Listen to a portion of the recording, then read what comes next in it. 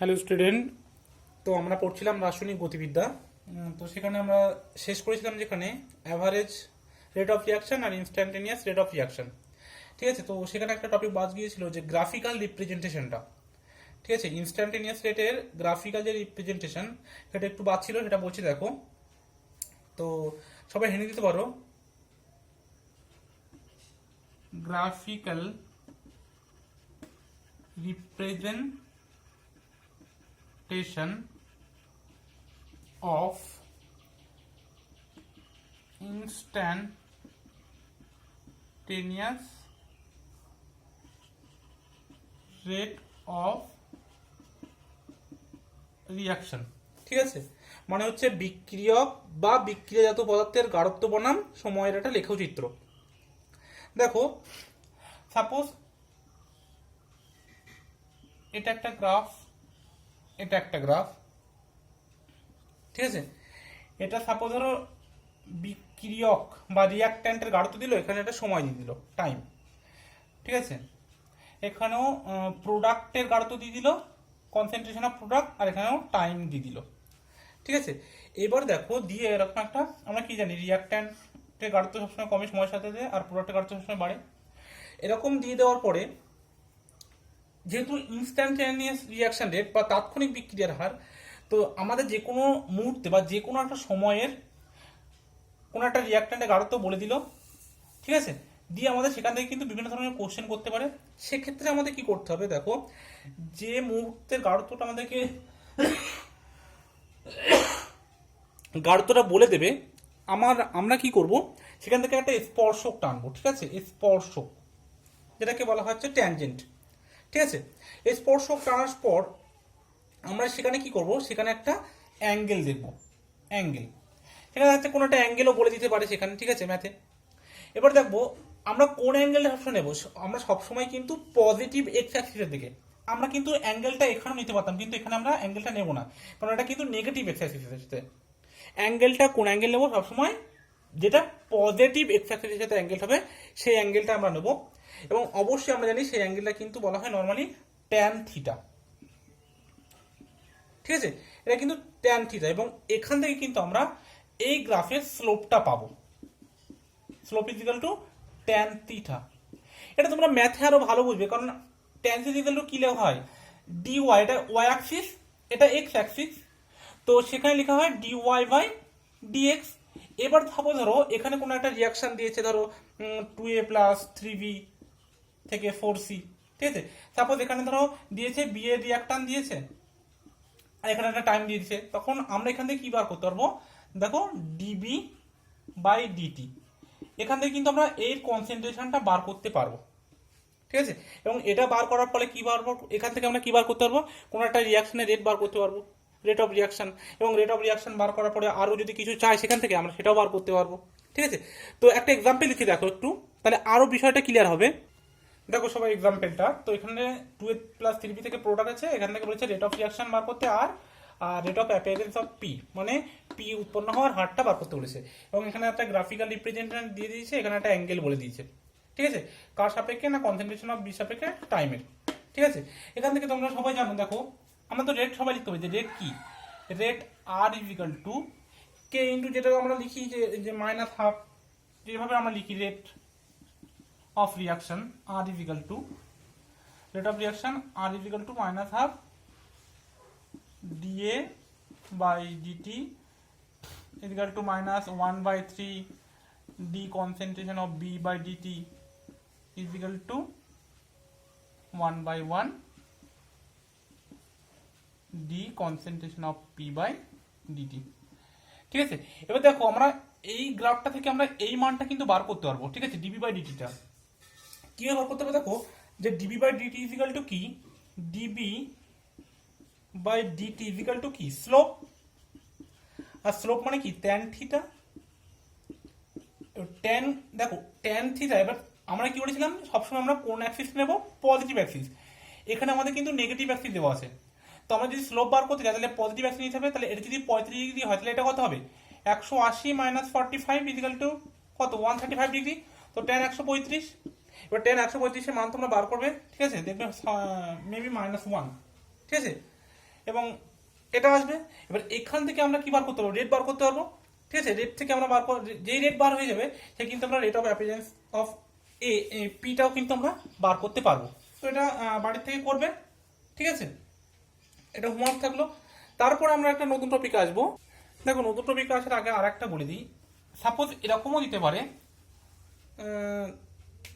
এরকম একটা গ্রাফ দিয়ে দিল, দিয়ে যে গ্রাফিক্যাল রিপ্রেজেন্টেশনটা এরকম করে দিল, দিয়ে একটা তোমাকে দিয়ে দিল সাপোজ ধরো এরকম, আর একটা তোমাকে সাপোজ দিল এরকম। ঠিক আছে, তো সাপোজ ধরো এটা y1, এটা x1, এটা x2, এটা y2। তাহলে এখান থেকে তোমার মানে এটা ধরো টাইম, তো এটা বলে দিলে হয়তো 6 সেকেন্ড, এটা বলে দিল 10 সেকেন্ড। ঠিক আছে, এখানে তোমার বলে দিল হয়তো সাপোজ 10 মোল পার লিটার, এখানে 20 মোল পার লিটার, এরকম বলে দিল, দিয়ে হয়তো কোশ্চেন দিয়ে দিল। সেখান থেকে দেখো আমরা কিভাবে বার করতে পারবো। এখান থেকে যখন আমরা স্লোপটা বার করব, যে স্লোপটা আমরা এখান থেকে বার করবো, স্লোপ ইজিক্যাল টু কি, আবার ট্যান থিটা। ট্যান থিটা মানে কি, dy বাই dx। এবার dy তো এখানে বলেনি, এবার dy যখন বলেনি তাহলে আমাদের কি করতে হবে, y2 মাইনাস y1। dy মানে কি, y2 minus y1 by dx মানে কি, x2 মাইনাস x1। বোঝা গেল? ঠিক এভাবে বার করে নেবো এখান থেকে স্লোপটা, এবং স্লোপটা যে বেরিয়ে যাবে আমরা কিন্তু আবার ম্যাথটা করে নিতে পারবো। ঠিক আছে, তো আশা করি এরকম ধরনের কোনো ম্যাথ যদি দেয় তাহলে সেগুলো কিন্তু পারা যাবে। ঠিক আছে, তারপরে দেখো আমরা যে বিষয়টাতে আসছি সেটা হচ্ছে রাসায়নিক বিক্রিয়ার হার কি কি বিষয়ের উপর নির্ভর করে। ঠিক আছে, the factors affecting the rate of reaction. সেখানে দেখো বিক্রিয়কের গাঢ়ত্বর উপর ডিপেন্ড করে, বিক্রিয়ক এবং বিক্রিয়া যাতে যে পদার্থ থাকে তাদের প্রকৃতির উপর ডিপেন্ড করে, উষ্ণতার উপর ডিপেন্ড করে। তারপরে যে পৃষ্ঠতলের ক্ষেত্রফল, যদি কি না পৃষ্ঠতলে মানে কোনো একটা রিয়াক্ট্যান্ট যদি সলিড হয় তাহলে সলিডের ক্ষেত্রে যদি পৃষ্ঠতলের ক্ষেত্রফলের উপর ডিপেন্ড করবে। যদি কোনো ক্যাটালিস্ট ইউজ করা হয়, যেটা মানে অনুঘটক যদি ইউজ করা হয়, তাহলে অনুঘটকের যে প্রকৃতি তার উপরে কিন্তু ডিপেন্ড করবে। ঠিক আছে, বিক্রিয়ার হারটা। দেখো একটা একটা করে এক্সাম্পল দিচ্ছি আমি। ধরো নেচার অফ রিয়াক্ট্যান্ট, প্রথমে দিচ্ছি যে বিক্রিয়ক আর বিক্রিয়াজাত পদার্থের ধরো প্রকৃতি। ঠিক আছে, তো এখানে আমি বিক্রিয়কেরটাই লিখছি। দেখো মেইনলি নেচার অফ রিয়াক্ট্যান্ট। ঠিক আছে, দেখো বিক্রিয়কের উপর কিভাবে ডিপেন্ড করবে, আমি রিয়াকশনে আগেই বলেছিলাম। দেখো যদি আয়নিক রিয়াকশন হয়, তাই আয়নিক রিয়াকশন গুলো কি হয়, সে খুব ফাস্ট রিয়াকশন হয়, যাদের রেটটা বলেছিলাম যে নির্ণয় করা প্রায় অসম্ভব, এতই ফাস্ট রিয়াকশন, কারণ সেখানে কোনো বন্ড ব্রেকিং বন্ড মেকিং হয় না, যার জন্য কি হয় রেট অফ রিয়াকশন অনেক ফাস্ট হয়। কিন্তু যেখানে কোভ্যালেন্ট থাকে, কোভ্যালেন্ট বন্ড থাকে যে সমস্ত রিয়াকশনে, সেক্ষেত্রে কি হয়, সেক্ষেত্রে বন্ড ব্রেক হয়, আবার বন্ড ফর্মেশন হয়। তারপরে কি হয়, সেই রেটগুলো আয়নিক রিয়াকশনের তুলনায় একটু স্লো হয়। তাহলে নেচার অফ রিয়াক্ট্যান্ট বোঝা গেল, যদি আয়নিক রিয়াক্ট্যান্ট থাকে সেগুলো ফাস্ট হবে, যদি কোভ্যালেন্ট রিয়াক্ট্যান্ট থাকে সেগুলো একটু রেট অফ রিয়াকশন কিন্তু স্লো হবে। ঠিক আছে, এবার দেখো যদি গ্যাসের মধ্যে হয়, ঠিক আছে, ধরো পদার্থের একটা দুটোই গ্যাস, আর বলো একটা ধরো গ্যাস, একটা হচ্ছে সলিড, তাহলে গ্যাস গ্যাস এবং গ্যাস সলিডের মধ্যে কাদের ক্ষেত্রে রিয়াকশনটা ফাস্ট হবে, দুটো সমান যে পদার্থ আছে তাদের মধ্যে রিয়াকশনটা কিন্তু অনেক ফাস্ট হবে। আর যদি একটা গ্যাস হয় একটা যদি সলিড হয় তাহলে কিন্তু স্লো হবে। মানে অ্যাকচুয়ালি বলতেছি যে যদি হোমোজিনিয়াস হয় রিয়াক্ট্যান্ট গুলো তাহলে ফাস্ট হবে, যদি হেটেরোজিনিয়াস হয় তাহলে কিন্তু সেই রিয়াকশন রেটটা কিন্তু স্লো হবে। ঠিক আছে, তারপরে দেখো যে দ্বিতীয় সেকেন্ড ফ্যাক্টরটাও বলেছি যে সারফেস এরিয়া অফ রিয়াক্ট্যান্ট, যদি রিয়াক্ট্যান্টটা কিন্তু সেক্ষেত্রে আবার সলিড হতে হবে। ঠিক আছে, সারফেস এরিয়া অফ রিয়াক্ট্যান্ট। ঠিক আছে, রিয়াক্ট্যান্ট কিন্তু মাস্ট বি সলিড, এখানে রিয়াক্ট্যান্টটা কিন্তু সলিড হতে হবে, তাহলেই কিন্তু এটা খাটবে। এবার দেখো তোমাদের বলেছিলাম আমি এক সময় যে রিয়াক্ট্যান্টের সারফেস এরিয়া যত বেশি হয় সেখানে অ্যাডজর্পশন বেশি হয়। ঠিক আছে, তো সারফেস কেমিস্ট্রি পড়ানোর সময় তো যেখানে অ্যাডজর্পশন বেশি হবে তো সেখানে তো কিন্তু রিয়াকশনটা অনেক দ্রুত হবে। তো সেখান থেকে সেই ধারণা থেকে কিন্তু এখানে দেখো যে সলিডের সারফেস এরিয়া যত বাড়বে সেই রিয়াকশনের রেটও কিন্তু তত বাড়বে। ঠিক আছে, মানে সারফেস এরিয়া যত বাড়বে রেট অফ রিয়াকশন তত বাড়বে। বোঝা গেল এটা? তারপরে দেখো 3 নম্বর যেটা, সেটা হচ্ছে ক্যাটালিস্ট। ক্যাটালিস্টটা কি, দেখো ক্যাটালিস্ট কি করে, ক্যাটালিস্ট কোনো একটা রিয়াকশনের রেটটাকে বাড়িয়ে দেয়। কিভাবে বাড়িয়ে দেয় না, ও একটা নতুন পথ তৈরি করে। সাপোজ ধরো কোনো একটা রিয়াকশন এখানে রিয়াক্ট্যান্ট ছিল, এখানে ধরো প্রোডাক্ট। তো একটা এনার্জি ব্যারিয়ার ক্রস করতে হয় যেটাকে অ্যাক্টিভেশন এনার্জি বলে, ঠিক আছে। এটা ছিল in absence of catalyst, in absence of catalyst. এবার ক্যাটালিস্ট আসার পরে কি করে, ওটা নিউ পাথ জেনারেশন করে, ঠিক আছে, যেখানে কিনা অ্যাক্টিভেশন এনার্জিটাকে অনেকটা কমিয়ে নেয় ইন প্রেজেন্স অফ ক্যাটালিস্ট। বুঝে গেল? তাহলে ক্যাটালিস্টে যখন আসে তখন রিয়াকশনটা কিন্তু অনেকটাই বেড়ে যাচ্ছে। 4 নম্বর পয়েন্ট হচ্ছে টেম্পারেচার। 4 নম্বর পয়েন্ট হচ্ছে টেম্পারেচার। তো হেডিং দাও টেম্পারেচার। দেখো আমরা কি জানি, জেনারেলি যে কোনো রিয়াকশনের ক্ষেত্রে যদি আমরা টেম্পারেচার বাড়াতে থাকি তাহলে কিন্তু রিয়াকশন রেট কিন্তু বাড়ে। এটা তো একদম জেনারেল কনসেপ্ট, তাই তো? যদি আমরা টেম্পারেচার বাড়াই তাহলে রেট অফ রিয়াকশনটাও কিন্তু বাড়ে। এবং একটা জিনিস মনে রাখবে, সাধারণত 10 ডিগ্রি সেন্টিগ্রেড টেম্পারেচার যদি আমরা বাড়াই কোনো একটা রিয়াকশনের ক্ষেত্রে, তাহলে বিক্রিয়ার হার কিন্তু প্রায় দ্বিগুণ হয়ে যায়। এটা মনে রাখবে, ঠিক আছে? এবং এগুলোকে আমরা ডিটেলসে আরো পড়বো। আর একটা 5 নম্বর যেটা হচ্ছে সেটা হচ্ছে কনসেন্ট্রেশন বা গাঢ়ত্ব। কনসেন্ট্রেশন, এটাও আমরা জানি যে যত কনসেন্ট্রেশন যত বাড়াবো, যদি গাঢ়ত্ব যদি বাড়াই তাহলে কি হবে, একক আয়তনে অণুর সংখ্যা বাড়বে। আর অণুর সংখ্যা একক আয়তনে যত বাড়বে সেখানে কোলাইড তত বাড়বে। আর কোলাইড যত বাড়বে তত রেট অফ রিয়াকশনও বাড়বে। কি বোঝা গেল? বললাম গাঢ়ত্ব যত বাড়াবো তাহলে একক আয়তনে অণুর সংখ্যা বাড়বে, এবং একক আয়তনে অণুর সংখ্যা যত বাড়বে সেখানে কিন্তু কার্যকরী সংঘর্ষের সংখ্যা বাড়বে, এবং কার্যকরী সংঘর্ষের সংখ্যা বৃদ্ধির সঙ্গে সঙ্গে রিয়াকশন রেটটাও কিন্তু বৃদ্ধি পাবে, ঠিক আছে।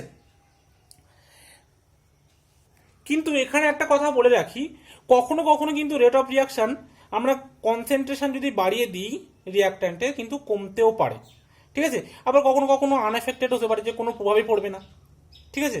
আবার প্রোডাক্টের কনসেন্ট্রেশনের উপরে কিন্তু রেট অফ রিয়াকশনটা ডিপেন্ড করতে পারে, ঠিক আছে। অনেক কিছু হতে পারে। তো এগুলো আমরা পরে আরো ডিটেলসে আসবো।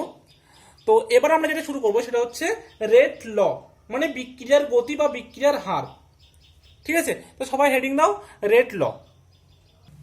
দেখো রেট ল বা বিক্রিয়ার হার সমীকরণ বা বিক্রিয়ার গতি সূত্র, এটা থেকে আমরা কি জানতে পারি? দেখো এটা আমাদেরকে কি বলে, এটা বলে যে রেট অফ রিয়াকশনটা কিন্তু কনসেন্ট্রেশন অফ স্পেসিসের উপর কিন্তু ডিপেন্ড করে।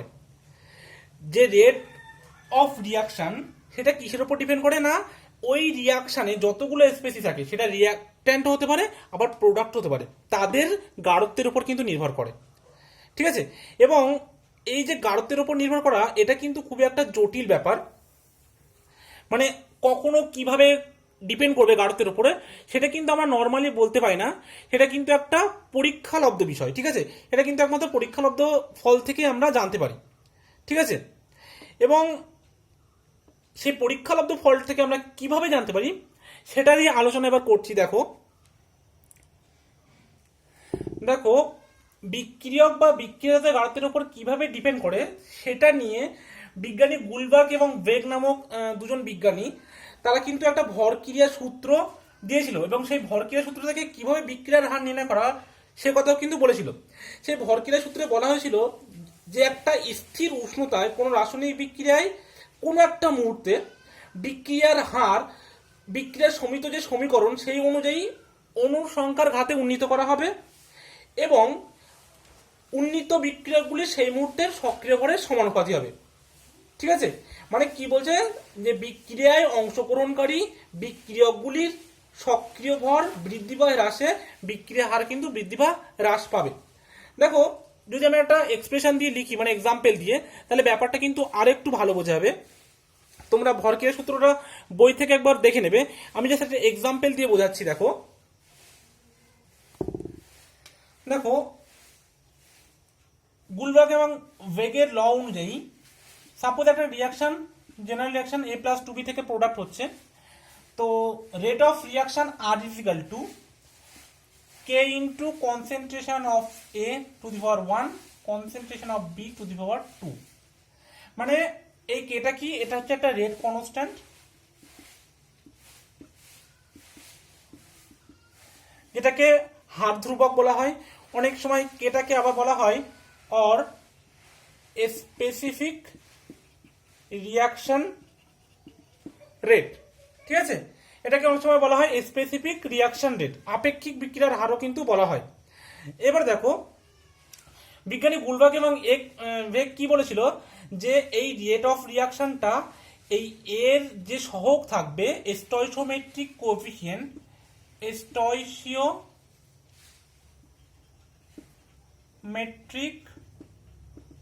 কোএফিসিয়েন্ট যেটা থাকবে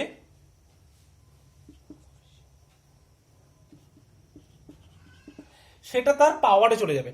ঠিক আছে, তো দেখো এখানে যে রেট অফ রিয়াকশন এটা কিন্তু এর সাপেক্ষে হচ্ছে 1 এবং বি এর সাপেক্ষে হচ্ছে 2। এবার যদি বলা হয় যদি overall rate of reaction, overall rate of reaction যেটা, সেটাকে এন দ্বারা, স্মল এন দ্বারা প্রকাশ করা হয়, সেটা হচ্ছে 1 প্লাস 2। ঠিক আছে, 1 প্লাস 2 ইকুয়াল টু 3, মানে এই রিয়াকশন রেটটা হচ্ছে ওভারঅল রিয়াকশন রেট 3। কিন্তু এই যে স্টয়চিওমেট্রিক কোএফিসিয়েন্ট এটা কিন্তু সমস্ত জায়গায় খাটবে না, এটা কোথায় কোথায় ভ্যালিড হবে দেখো, it is only valid for simple or elementary or single step reaction। ঠিক আছে, এই সূত্রটা শুধুমাত্র সেই সমস্ত ক্ষেত্রে প্রযোজ্য হবে যে সমস্ত রিয়াকশনগুলো simple or elementary or single, মানে একটি ধাপে সম্পন্ন হবে এবং যে ধাপটাই কিনা ওই রিয়াকশনের রেট ডিটারমিনিং স্টেপ নিশ্চয়ই তোমরা পড়েছো, রেট ডিটারমিনিং স্টেপ হবে বা স্লোয়েস্ট স্টেপ হবে। ঠিক আছে, সেই সমস্ত ক্ষেত্রে কিন্তু এই সূত্রটা খাটবে, সব রিয়াকশনের ক্ষেত্রে কিন্তু এই সূত্রটা খাটবে না। তাহলে নতুন করে যে একটা জেনারেল ফর্মুলা সেটা আমি লিখছি, দেখো কিভাবে করা হবে সেটা। ধরো একটা রিয়াকশন নিচ্ছি 2a প্লাস বি থেকে প্রোডাক্ট হচ্ছে। ঠিক আছে, এবার দেখো বলেছিলাম কি এখানে কিন্তু শুধুমাত্র এক্সপেরিমেন্টালি আমরা দেখতে পারি। ঠিক আছে, এক্সপেরিমেন্টালি, তো এক্সপেরিমেন্টালি দেখা গেছে যে রেট অফ রিয়াকশনটা, সাপোজ ধরো আমরা জানি না কনসেন্ট্রেশন অফ এর সাপেক্ষে এক্স আর কনসেন্ট্রেশন অফ বির সাপেক্ষে ধরো ওয়াই, তাহলে আমরা যে রেট ল যে এক্সপ্রেশনটা সেটা আমরা কিভাবে লিখতে পারি, দেখো রেট ল এক্সপ্রেশনটা লিখতে পারি R is equal to k into concentration a to the power x concentration of b to the power y। ঠিক আছে, এবার যদি বলা হয় ওভারঅল অর্ডার অফ রিয়াকশন, তাহলে অর্ডার অফ রিয়াকশন হবে x প্লাস ওয়াই, যেটাকে আমরা রিপ্রেজেন্ট করছি n দিয়ে। ঠিক আছে, এবার nটা কি কি হতে পারে, nটা নেগেটিভ হতে পারে, পজিটিভ হতে পারে, জিরো হতে পারে, ফ্রাকশনাল হতে পারে, কিছুই হতে পারে। ঠিক আছে, নেগেটিভ, পজিটিভ, জিরো, ফ্রাকশনাল যে কোনো কিছু কিন্তু হতে পারে, এটা বোঝা গেল। এবার দেখো এখানে যে এ, এটা কি বোঝাচ্ছে, এটা হচ্ছে কনসেন্ট্রেশন অফ এ। ঠিক আছে, কনসেন্ট্রেশন অফ এ, তাহলে বিটা কি বোঝাচ্ছে, বিটা বোঝাচ্ছে যে কনসেন্ট্রেশন অফ বি। আর এক্সটা কি, এক্সটা হচ্ছে order of reaction with respect to A. আর ওয়াইটা কি, ওয়াইটা হচ্ছে order of reaction with respect to B. বুঝে গেল? এবং এক্স প্লাস ওয়াইটা হচ্ছে ওভারঅল অর্ডার অফ রিয়াকশন। ঠিক আছে, ঠিক আছে, এটা আমি ওপরে লিখছি, এগুলো মুছে দিচ্ছি আমি এটা ওপরে লিখছি। ঠিক আছে, দেখো তাহলে ওভারঅল অর্ডার অফ রিয়াকশনটা কি হবে, এক্স প্লাস ওয়াইটা হচ্ছে ওভারঅল অর্ডার অফ রিয়াকশন। বোঝা গেল? তাহলে দেখো এখানে যে কে যেটা বার হলো, এই যে রেট লটা আমরা কি বললাম, রেট ল কিন্তু অবশ্যই পরীক্ষালব্ধ ফলাফলের ভিত্তিতেই কিন্তু এটা বার করতে হবে। ঠিক আছে, এক্সপেরিমেন্টালি কিন্তু বার হবে বিক্রিয়ার যে হার সমীকরণ। ঠিক আছে, এবার দেখো এখানে যে কেটা বার হলো, এই কেটা কি বা কে এর সংজ্ঞাটা কি। দেখো এখানে যদি এই কনসেন্ট্রেশন অফ এ আর কনসেন্ট্রেশন অফ বি যদি এক হয়, তাহলে যে বিক্রিয়ার হার যেটা হবে সেই বিক্রিয়ার হারটাকে কিন্তু আমরা বলছি বিক্রিয়ার হার ধ্রুবক। ঠিক আছে, যদি আমরা সংজ্ঞা লিখতে চাই তাহলে কি বলতে হবে না, একটা নির্দিষ্ট উষ্ণতায় যদি বিক্রিয়কগুলির একক গাঢ়ত্বে কোনো রাসায়নিক বিক্রিয়ার হারকে কিন্তু বলা হয় ওই বিক্রিয়ার হার ধ্রুবক। ঠিক আছে, মানে এটা যদি 1 হয়, এটা যদি 1 হয় তাহলে তখন হবে R ইকুয়াল টু কে। এটা হচ্ছে বিক্রিয়ার হার, এটা হচ্ছে বিক্রিয়ার হার ধ্রুবক। ঠিক আছে, এবার দেখো, এবার আমরা পড়বো ইউনিট অফ কে। তাহলে দেখো ইউনিট অফ যদি কেটা আমরা পড়ি তাহলে ইউনিট অফ কেটা কি হবে। আচ্ছা, আমি এটাই কিন্তু একটু ওপরে লিখছি, ঠিক আছে, এটাই ওপরে লিখছি। তাহলে দেখো এখান থেকে কে ইকুয়াল টু আমরা কি লিখতে পারি, K equal to R by concentration of A to the power X concentration of B to the power Y. ঠিক আছে, এবং আরটা কি, আরটা হচ্ছে রেট অফ রিয়াকশন, আর রেট অফ রিয়াকশনের ইউনিটটা আমি আগের ভিডিওতে বলেছিলাম যে mole per litre second inverse, তাই তো। আর কনসেন্ট্রেশনের ইউনিটটা কি, কনসেন্ট্রেশন মিন্স কি, কনসেন্ট্রেশন মিন্স মোলারিটি ভাবতে পারো, নর্মালিটি ভাবতে পারো। তো সেখানে কি লেখা হয়, মোল পার লিটার, তাই তো। Number of moles per volume in litre লেখা হয় তো, number of moles per volume in litre. তাহলে যে কনসেন্ট্রেশন তার ইউনিট কি, মোল পার লিটার। তাহলে এখানে আমরা লিখতে পারি যে mole per litre to the power X, আর এখানে আমরা লিখতে পারি mole per litre to the power Y. তাহলে এখান থেকে আমরা কি লিখতে পারি যে mole per litre to the power 1 কিছু নেই মানে, আর S to the power -1 by mole per litre, এই দুটো যোগ হয়ে যাবে এক্স প্লাস ওয়াই, তাই তো। এবং এক্স প্লাস ওয়াইটাকে আমরা কি দ্বারা ডিনোট করি, এন দ্বারা, এবং এনটা যদি ওপরে চলে যায় তাহলে কি হবে, তাহলে দেখো এটা হবে মোল পার লিটার 1, এটা হচ্ছে এটা ইজিক্যাল টু, তো কি লিখবে, এটা ইজিক্যাল টু এন, তাই এনটা উপরে গেলে হবে 1 মাইনাস এন, আর সেকেন্ড ইনভার্স।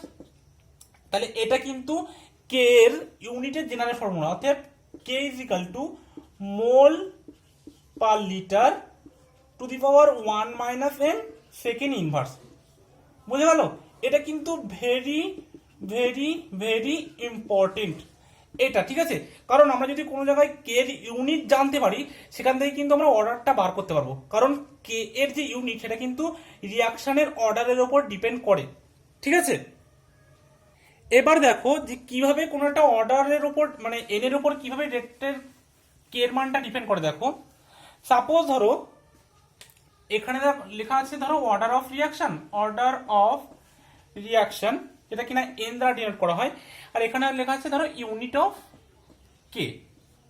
ঠিক আছে, এবার দেখো order of reaction suppose N is equal to 0, মানে জিরো অর্ডার রিয়াকশন, এখানে হয়তো বললো জিরো অর্ডার রিয়াকশন।